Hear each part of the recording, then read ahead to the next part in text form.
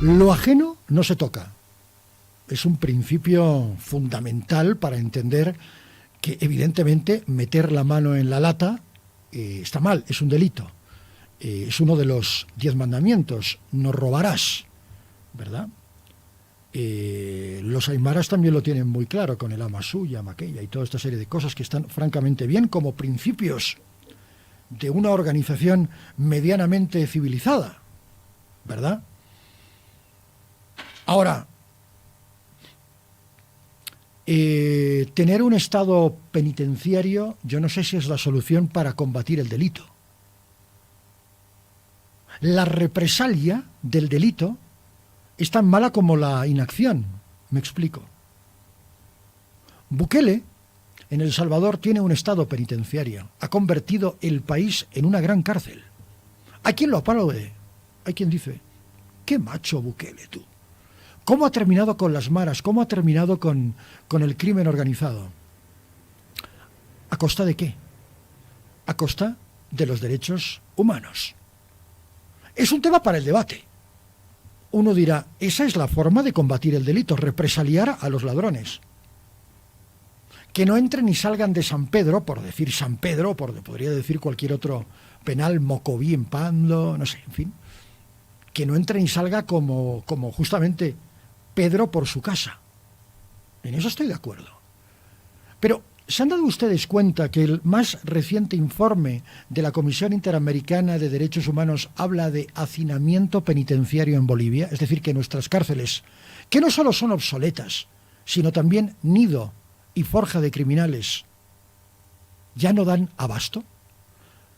¿Es consciente el presidente Luis Arce, más allá de la medida de anunciar el anteproyecto de ley Lo ajeno no se toca, de la realidad penitenciaria en Bolivia? ¿Es consciente? ¿Lo sabe? ¿Tiene él una idea más o menos aproximada de lo que está sucediendo en las cárceles? Los organismos de derechos humanos siempre apelan a un proceso de reinserción de las personas que hayan cometido un delito. Personalmente soy de la idea, derechos humanos sobre la mesa, reitero este concepto, de que el Estado tiene que ser rehabilitador, que un criminal, que un delincuente no pierde sus derechos humanos por más brutal que haya sido el delito. Esto es real. Porque si no estaríamos aplicando la ley del talión, y la ley del talión es contraria a los derechos humanos. Yo sé que muchos de ustedes en este momento dicen, no, al ladrón hay que meterlo 10 años en la cárcel, al corrupto. Sí, evidentemente tienen que tener una pena, pero tienen que tener la posibilidad de rehabilitarse / reinsertarse a una vida civil en un Estado de Derecho. O nos vamos al Islam, por ejemplo, donde a un ladrón se le corta la mano.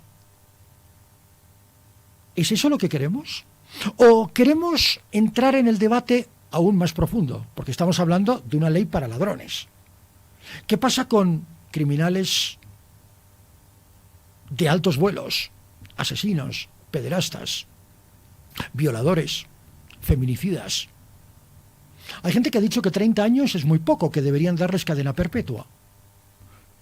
Al final, no sé si nos estamos dando cuenta que quienes pagamos ciertas estancias de lujo en San Pedro, en La Posta, por ejemplo, somos todos los contribuyentes. Somos nosotros quienes pagamos impuestos, ¿verdad? Si somos del concepto de que el Estado somos todos, pues al final nosotros somos los que acabamos pagando el prediario de una persona privada de libertad. Y me voy a este concepto.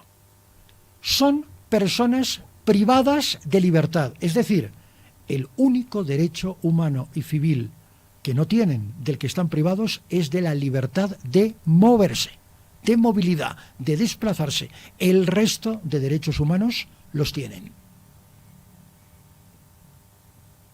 Nos guste o no, es el sistema. Nos guste o no. Ahora, seguramente alguien escribirá en un instante, dirá, no.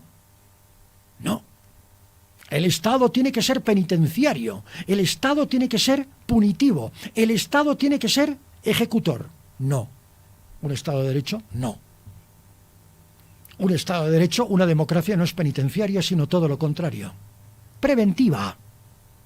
Preventiva. Ahora, el ladrón cree que todos son de su condición, ¿verdad? ¿O no? ¿Cuántos casos de corrupción tiene enquistados este gobierno? ¿Cuántos? ¿Cuántas personas acusadas de corrupción con sentencia ejecutoriada hay en estos momentos que hayan pertenecido a alguna instancia del Estado boliviano hoy? ¿Cuántas? ¿Vamos a meter en la cárcel a un ladrón de gallinas y un tipo que roba y que mete mano a una licitación va a decir, no, yo... Por favor. Por favor. En pocos días, el presidente, ha tomado aparentemente la sartén por el mango y está empezando a adoptar ciertas actitudes drásticas, complejas. Primero, derechos reales. 24 horas después, 48 para ser periodísticamente más exacto con el tiempo, este anteproyecto. Aplaudido, por supuesto. Yo quisiera que no existieran los ladrones, pero es la condición humana. Es lo mismo que decir que no quisiera que existiera una pantalla verde. Es absurdo. Es la condición humana. O un cielo azul. Pero que sí tuviéramos un Estado mucho más asertivo, mucho más propositivo y un Estado mucho más educado en vez de un Estado penitenciario. Es mi opinión. Simplemente mi opinión. Lo que no se negocia en ningún Estado de derecho son los derechos humanos. Son innegociables. E insisto en este aspecto.